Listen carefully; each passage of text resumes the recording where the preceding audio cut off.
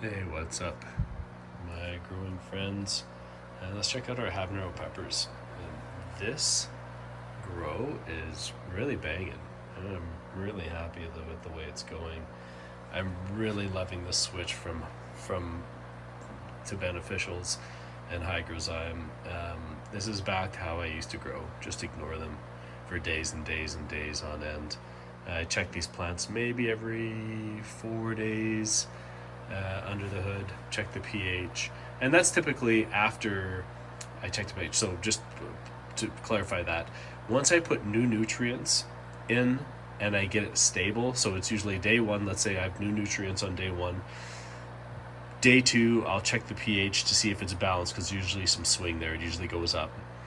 Day three, typically I'll have it balanced. I won't look under the hood for 4 days, and then I'll get into the hydro bucket. I'll check it.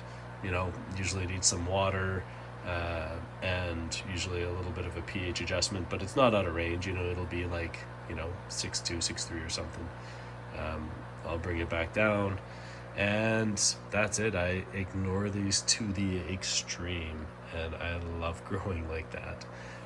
Check out these supports, right? Single support works well enough to attach a plant to give it enough strength to stand up. Ideally, I like to have two of these, one from there, one there, bring it up and have like a U support. And then that U support, you can really support a plant well, even the biggest plant like that. But even with this single support, it's enough to keep these plants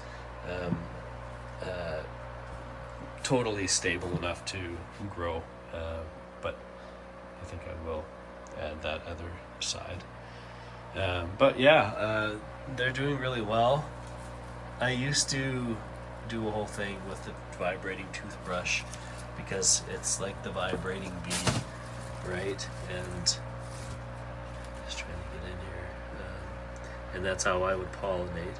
But I found actually it's really easy to just pollinate these with your finger. It works well enough that I get good pollination just by diddling these plants with my finger. So check out all these blossoms, man. It is loaded. So I'm super excited to see some peppers start showing up on these plants. I don't think it's going to be very long. I couldn't be happier with switching away from sanitized and running hygrozyme and hygroben, right? Beneficials with an enzyme. It's just so simple. I was at the point where I had to check, every 2-3 days, check the ORP and like the millivolts, and then bring it back up. And if you miss that, like I've said in previous videos, if you let it drop, you got this void that's ripe for contamination. Versus enzymes and beneficials, it's populated. Essentially, it's you have a bacteria that's living in there, and it's replicating. I think it's living in there, and once it's inoculated, it's a little bit of an ecosystem down there. So really the roots look great. And yeah, low maintenance growing, easy growing. That's what I want, especially because I grow medical plants at work. I want my home grow to be easy peasy.